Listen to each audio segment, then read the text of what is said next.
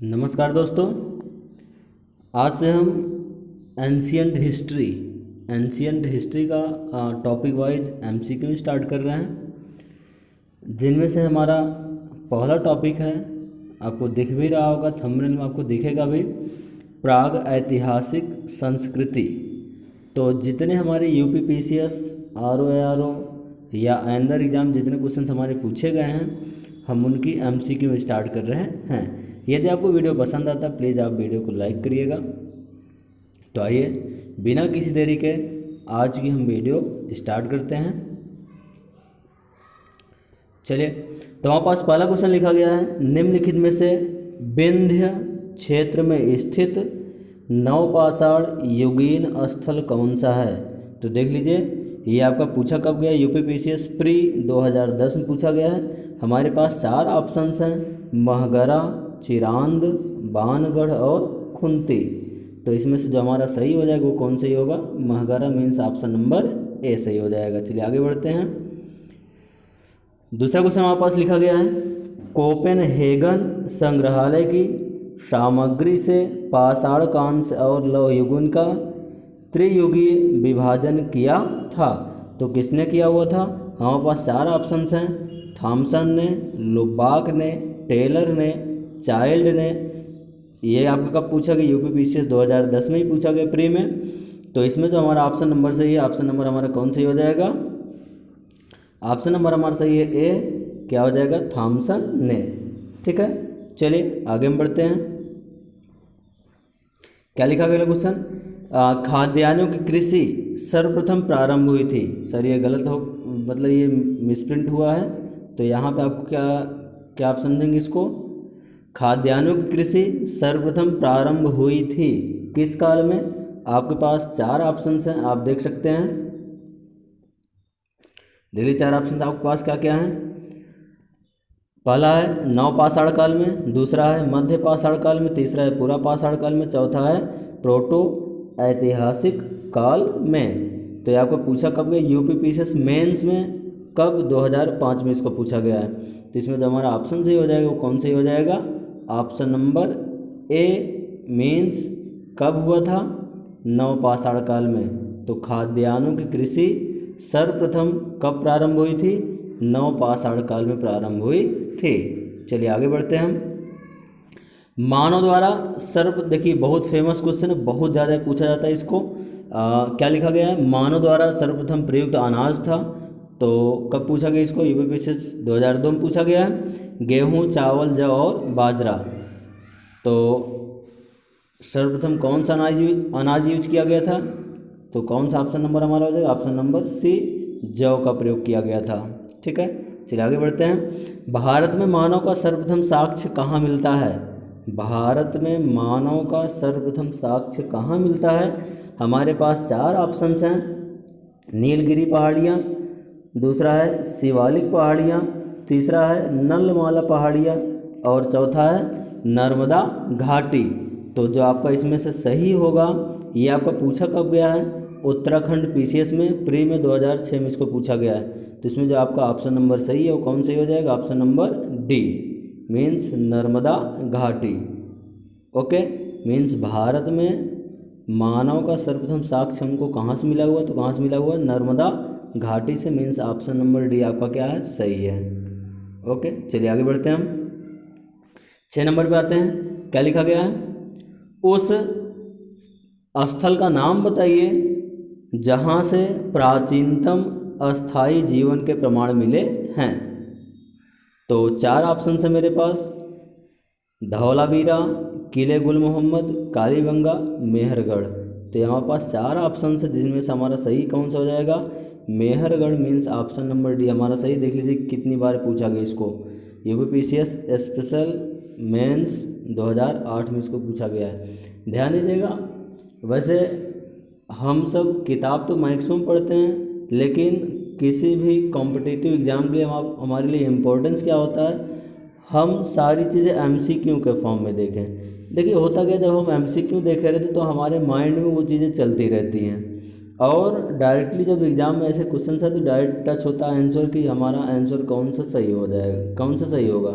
ऐसा नहीं कि थ्योरी नहीं पढ़ना चाहिए, थ्योरी पढ़ना चाहिए, लेकिन जितना हो सके मैक्सिमम हमें क्या करना चाहिए, हमें एमसीक्यू सॉल्व करना चाहिए। इससे होता है कि हमारी प्रैक्टिस बनती है और हमारी क्या क्षमता है ये हमें समझ में आती है। ठीक है, चलिए आगे बढ़ते हैं हम। क्वेश्चन नंबर 7 की हम बात करें, क्या लिखा गया है। भारतीय उपमहाद्वीप में कृषि के प्राचीनतम साक्ष्य प्राप्त हुए हैं। भारतीय उपमहाद्वीप में कृषि के प्राचीनतम साक्ष्य प्राप्त हुए हैं। तो हमारे पास 4 ऑप्शंस हैं, कोलडीहवा से, लहुरा देव से, मेहरगढ़ से, टोकवा से। अब देखिए कितनी बार इसको पूछा गया है। यूपीपीसीएस यूपी लोअर में पूछा गया है 2004 में, ऐसे ही इसको 2008 में पूछा गया है। तो इसमें जो आपका ऑप्शन सही हो जाएगा, ऑप्शन नंबर कौन सही है, ऑप्शन नंबर बी, लहुरा देव से। मीन्स कृषि के प्राचीनतम साक्ष्य कहाँ से प्राप्त हुए हैं, लहुरा देव से प्राप्त हुए हैं। चलिए आगे बढ़ते हैं। ये हमारे पास क्या लिखा गया 8वां नंबर, भारतीय उपमहाद्वीप में कृषि के प्राचीनतम साक्ष्य प्राप्त हुए हैं। अब देखिए यहाँ पर हमारे पास क्वेश्चन क्या लिखा गया है, चलिए एक बार फिर इस क्वेश्चन में रिपीट कर लेते हैं। क्या लिखा गया, भारतीय उपमहाद्वीप में कृषि के प्राचीनतम साक्ष्य प्राप्त हुए हैं। तो इसमें देख लीजिए इसको कब कब पूछा गया है, मेंस 2010 में और 2007 में इसको पूछा। अब देखिए कुछ लोगों के मन में संदेह क्या आता होगा कि ये दोनों क्वेश्चन तो अलग हैं, लेकिन इसमें हमारा जो ऑप्शन सही हो जाएगा, ऑप्शन नंबर डी सही है, मीन्स मेहरगढ़ से। चलिए थोड़ा सा अंतर समझते हैं, ठीक है ना, क्या अंतर होगा। अगर जहाँ क्वेश्चन में ऐसा कहा जाए कि नवीनतम खोजों के अनुसार कृषि कर्म का प्रथम साक्ष्य, क्या कहा जाए, फिर से एक बार सुनिए ध्यान से।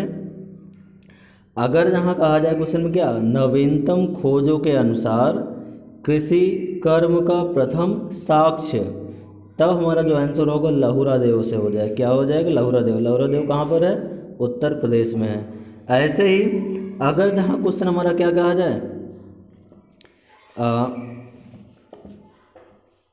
अगर क्वेश्चन मतलब मान लीजिए यही रहे कि कृषि के प्राचीनतम साक्ष्य कहाँ से प्राप्त हुए हैं, तो देखिए इसमें क्या होगा, ध्यान सुनिएगा। मेहरगढ़ से सर्वप्रथम, दोनों में थोड़ा अंतर समझिए। सर्वप्रथम कृषि के कर्म के स्पष्ट साक्ष्य कहाँ से मिले हमको, मेहरगढ़ से मिले हुए हैं।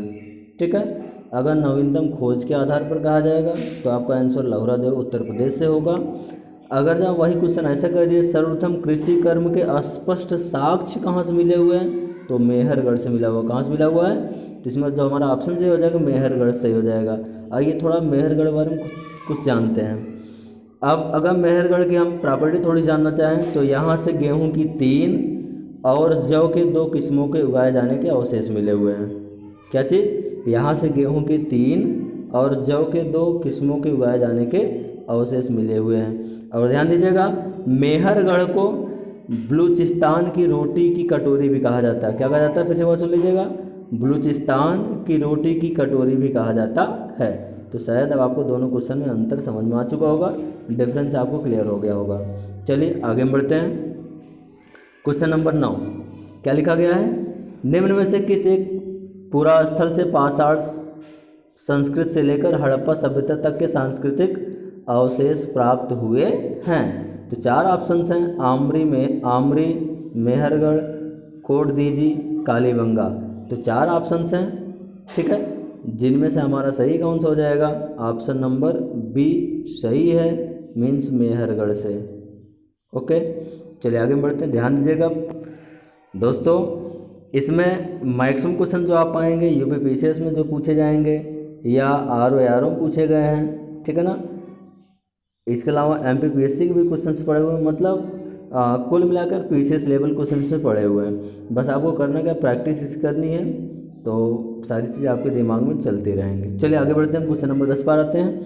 क्या लिखा गया है, नवदा टोली का उत्खनन किसने किया था।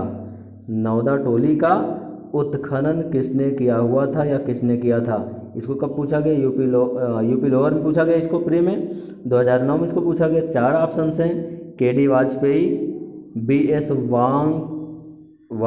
वाकंकड़ ने, एचडी सांकलिया ने, मार्टिमर व्हीलर ने। तो हमारे पास 4 ऑप्शंस हैं, जो हमारे इसमें सही हो जाएगा कौन सा हो जाएगा, ऑप्शन नंबर सी। कौन सही है, option number C means HD Sankalia ने क्या किया था, नवदा टोली का उत्खनन किया हुआ था।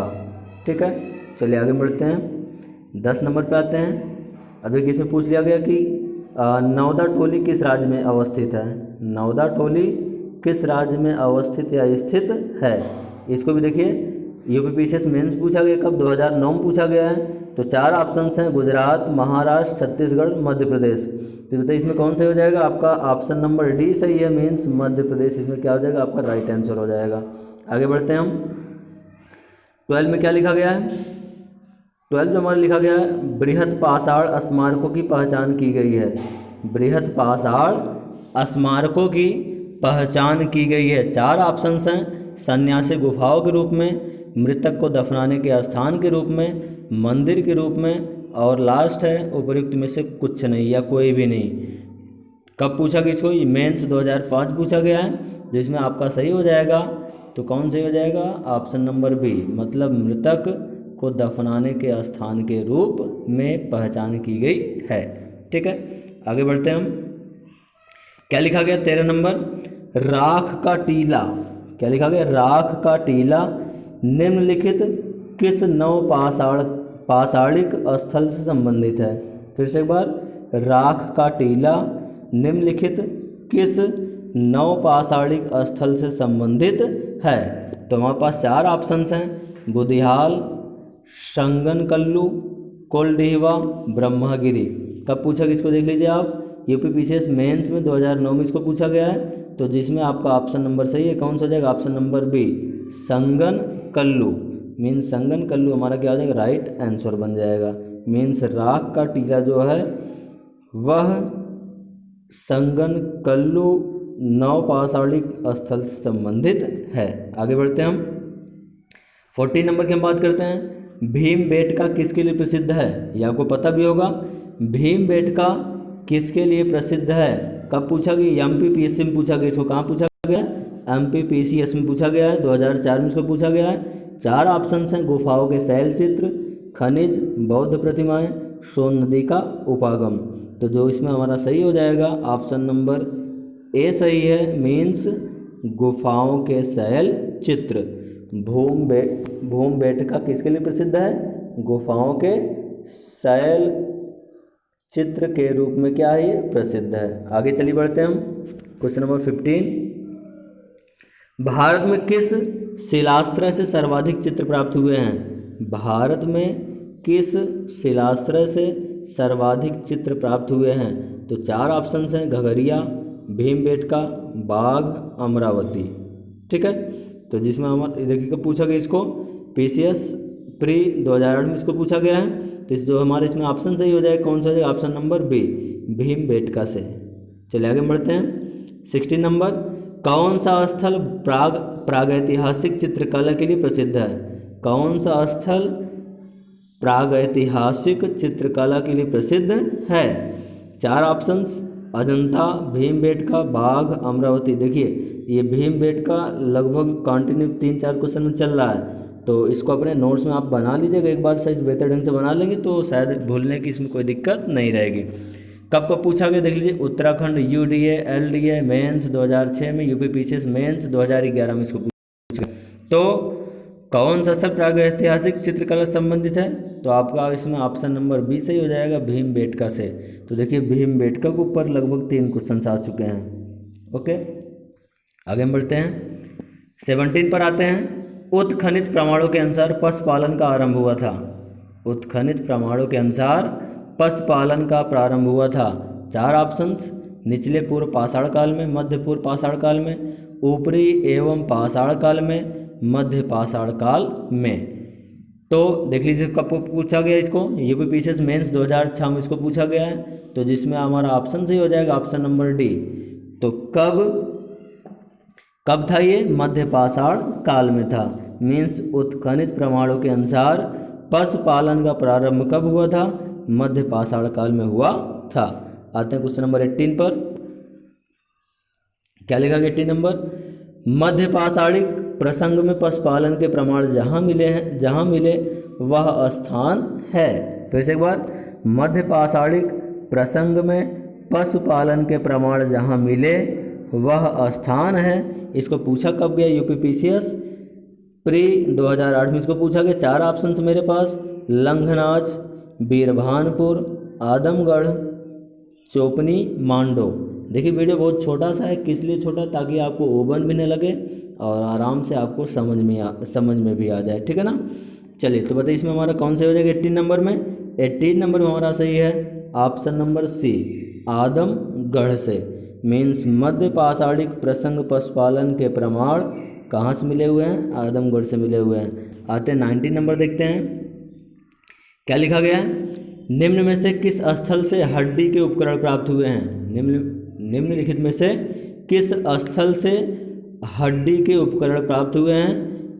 यूपीपीसीएस मेंस 2010 में इसको पूछा गया है। 4 ऑप्शंस हैं, चोपनी मांडो से, काकोरिया से, महदहा से, सराय नाहर राय से, ठीक है।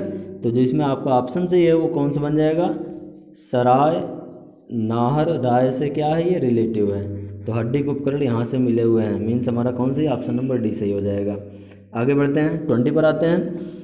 निम्नलिखित में से किस स्थल से मानव कंकाल के साथ कुत्ते का कंकाल भी शवाधान से प्राप्त हुआ है? फिर से एक बार पढ़िएगा। निम्नलिखित में से किस स्थल से मानव कंकाल के साथ कुत्ते का कंकाल भी शवाधान से प्राप्त हुआ है? 4 ऑप्शन से ब्रह्मागिरी, बुर्जहोम, चिरांद और मास्की, ठीक है। तो यहाँ मेरे पास 4 ऑप्शंस हैं, जिसमें आपका सही होगा कौन से हो जाएगा? ऑप्शन नंबर बी, बुर्जहोम से। मीन्स कब कब पूछा गया इसको? यूपीपीसीएस प्री 2008 में, उत्तराखंड पीसीएस 2010 में पूछा गया, ठीक है ना। अब ध्यान दीजिएगा, 1-2 क्वेश्चन आपको इस पर भी मिलेंगे, बुर्जहोम पर भी मिलेंगे। एक क्वेश्चन मान लीजिए मिल चुका है। देखिए अगला क्या पूछा जा रहा है। अगला हमारे पास क्वेश्चन लिखा गया है 21 नंबर। निम्नलिखित में से किस स्थान पर मानव के साथ कुत्ते को दफनाए जाने का साक्ष्य मिला हुआ है? 4 ऑप्शंस, बुर्जहोम, कोल्डिहवा, चोपनी मांडो और मांडो। तो जिसमें देखिए कब पूछा गया इसको? उत्तराखंड पीसीएस 2010 में पूछा गया है। सही कौन सा हो जाएगा हमारा? ऑप्शन है बुर्जहोम से। तो देखिए बुर्जहोम पर आपको 2 क्वेश्चन मिल चुके हैं। वैसे क्वेश्चन दोनों एक ही हैं। एक पूछा गया मानव कंकाल के साथ कुत्ते का कंकाल भी शवाधान से प्राप्त हुआ है, तो भी कौन सा हो जाएगा? बुर्जहोम से ही रहेगा। और मान लीजिएगा क्वेश्चन ये कह दिया जाए क्या कि मानव के साथ कुत्ते को दफनाए जाने के साक्ष्य कहाँ मिला हुआ है, तब भी क्या हो जाएगा? आपका बुर्जहोम ही होगा। ओके, अब देखिए अभी आपको एक क्वेश्चन और मिलने वाला है बुर्जहोम पर। चलिए पढ़ते हैं 22 नंबर। गर्त आवास के साक्ष्य मिले हुए हैं। गर्त आवास के साक्ष्य मिले हुए हैं। 4 ऑप्शंस, बुर्जहोम, कोल्डिहवा, ब्रह्मागिरी से, संगनकल्लू से। कब पूछा गया है? यूपीपीसीएस मेंस 2011 में इसको पूछा गया है। तो इसमें हमारा ऑप्शन सही कौन सा है? बुर्जहोम से। तो देखिए आपको बुर्जहोम पर कितने क्वेश्चन मिल पाए हैं? 3 क्वेश्चंस मिल पाए हैं अभी तक, ठीक है ना। तो इसलिए अब देखिए पीछे ऐसे एक कौन सा था, एक भीमबेटका पर डिपेंडेंट था। तो इनको आप एक जगह जब नोट कर लेंगे तो एग्जाम समय बस एक बार आप इसको रिपीट करिएगा, तो जितने इनसे रिलेटिव क्वेश्चन है भीमबेटका हो गए, बुर्जहोम से हो गए, तो आपको क्लियर हो जाएंगे, ठीक है ना। चलिए आगे बढ़ते हैं। क्वेश्चन नंबर 23 क्या कहा गया है? भारतीय पुरातत्व सर्वेक्षण निम्नलिखित विभागों मंत्रालयों में से किसका संचालन संलग्न कार्यालय है? फिर से एक बार, भारतीय पुरातत्व सर्वेक्षण निम्नलिखित विभागों या मंत्रालयों में से किसका संलग्न कार्यालय है? तो अब देखिए आपको ये कन्फर्म भी होगा। 4 ऑप्शन हैं, कौन कौन से? संस्कृति, पर्यटन, विज्ञान और प्रौद्योगिकी, मानव संसाधन विकास। तो भारतीय पुरातत्व सर्वेक्षण करता क्या है? ये किसका कार्यालय होता है? कब पूछा गया इसको? झारखंड में, झारखंड पीसीएस 2011 में इसको पूछा गया। तो भाई आप हिस्ट्री पढ़ रहे हैं तो सीधी सी बात क्या बन जाएगा हमारा? संस्कृति। क्या हो जाएगा? ऑप्शन नंबर ए, संस्कृति क्या हो जाएगा? राइट आंसर बन जाएगा, ठीक है ना। आगे बढ़ते हैं। क्वेश्चन नंबर 24 क्या लिखा गया है? भीमबेटका। देखिए फिर भीमबेटका पूछा गया। भीमबेटका की गुफा कहाँ स्थित है? देखिए इस पर कितने क्वेश्चन आपको मिल पाए हैं? 14 नंबर था, इसके अलावा 15 नंबर था, 16 नंबर था, 24 नंबर भी इसी पर डिपेंडेंट है। तो भीमबेटका की गुफा कहाँ स्थित है? कब पूछा गया? एमपीपीएससी में पूछा गया 2013 में। 4 ऑप्शन है, भोपाल, पंचमढ़ी, सिंगरौली और रायसेन, ठीक है। तो जो आपका इसमें ऑप्शन सही है वो कौन सा हो जाएगा, ऑप्शन नंबर डी। डी क्या है, रायसेन। तो भीमबेटका गुफा कहाँ स्थित है, रायसेन में स्थित है। दोस्तों आपसे एक रिक्वेस्ट और है, प्लीज़ आपको जिन टॉपिक्स पर वीडियो चाहिए प्लीज़ आप हमें एक बार कमेंट आप कर देंगे, तो शायद हम आपकी इच्छा अनुसार जो आप चाहेंगे हम उन पर एमसीक्यू बनाना स्टार्ट कर देंगे। देखिए एमसीक्यू से फ़ायदा क्या होता है, एग्ज़ाम के समय में चूँकि थ्योरेटिकल तो आती नहीं है भाई, मेंस पहले हम प्री की बात करें, प्री में तो हमारे सब ऑब्जेक्टिव क्वेश्चंस आते हैं, तो ऑब्जेक्टिव का आप 3 से 4 बार इस वीडियो को आप देख लेंगे तो शायद आपको ये क्वेश्चन तो शायद क्लियर ही रहेंगे हमेशा हमेशा के लिए। ओके, चलिए आगे बढ़ते हैं हम। क्वेश्चन नंबर 25 की हम बात करते हैं। क्या लिखा गया है, हड्डी निर्मित आभूषण भारत में मध्य पाषाण काल के संदर्भ में प्राप्त हुए हैं। हड्डी निर्मित आभूषण भारत में मध्य पाषाण काल के संदर्भ में प्राप्त हुए हैं। 4 ऑप्शन से सराय नाहर राय, महदहा, लेखलिया लेख क्या लिखा गया, लेखिया और चौपानी मांडो। देख लीजिए आर ओ में पूछा गया इसको 2013 में, कब पूछा गया, 2013 में इसको पूछा गया है। तो हड्डी निर्मित आभूषण भारत में मध्य पाषाण काल के संदर्भ में कहाँ से प्राप्त हुए, तो कहाँ से ये महदहा से। ऑप्शन नंबर बी आपका क्या हो जाएगा, राइट आंसर बन जाएगा। आगे बढ़ते हैं, 26 पर आते हैं। प्राचीन मानव प्रजाति है, अब देखिए मानव की बात कर रहा है, प्राचीन मानव प्रजाति है, तो बताइए देखिए इसमें आपके पास 4 ऑप्शंस हैं, जबकि देखिए चारों के चारों क्या हैं, मानव की प्रजातियाँ ही हैं। ऑस्ट्रेलोपिथेकस, जावा मानव, होमो इरेक्टस और निएंडरथल मानव, ठीक है ना। तो बताइए इसमें कौन सा हो जाएगा आपका, ये कब ये देख लीजिए कब पूछा गया इसको, यूपी पीजीटी एग्जाम 2013 में पूछा गया है। इसमें जो हमारे इसमें सही है ऑप्शन नंबर ए सही हो जाएगा, ऑस्ट्रेलोपिथेकस, ठीक है ना। अच्छा बताइए मनुष्य का बायोलॉजिकल नेम क्या है, तो उसका क्या हो जाएगा, होमो सैपियंस। ओके, आते बढ़ते हैं आगे। भारत में प्रथम पूरा पाषाणिक उपकरण की खोज करने वाले रॉबर्ट ब्रूस फुट थे एक, क्या ये थे, कब पूछा गया, यूपी लोअर्स प्री 2015 में इसको पूछा गया है। 4 ऑप्शंस, भूगर्भ वैज्ञानिक, पुरातत्वविद, पुरावनस्पति शास्त्री और इतिहासकार। तो जो रॉबर्ट ब्रूस थे वह किससे संबंधित हैं, तो बन जाएगा आपका ऑप्शन नंबर ए, मीन्स भूगर्भ वैज्ञानिक थे। आज की वीडियो का लास्ट क्वेश्चन देखते हैं, क्या लिखा गया है, एक ही कब्र में 3 मानव कंकाल मिले हैं, वो कहाँ से मिला हुआ है, कब पूछा गया, यूपीपीसीएस प्री 2016 में इसको पूछा गया है। कब पूछा गया, यूपीपीसीएस प्री 2016 में इसको पूछा गया है। एक ही कब्र में 3 मानव कंकाल कहाँ से हमको मिले हुए हैं, तो ऑप्शन नंबर बी आपका सही है, दमदमा से सही है। तो इस तरीके से आज हमने कौन सा क्लियर किया, प्राग ऐतिहासिक संस्कृत के लगभग 28 एमसीक्यू हमने क्लियर कर लिए हुए हैं, ठीक है ना।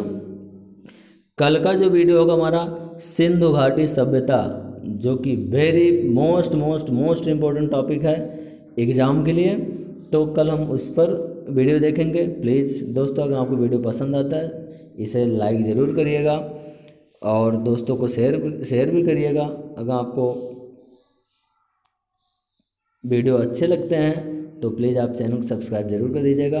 तो आज के लिए इतना ही, थैंक यू।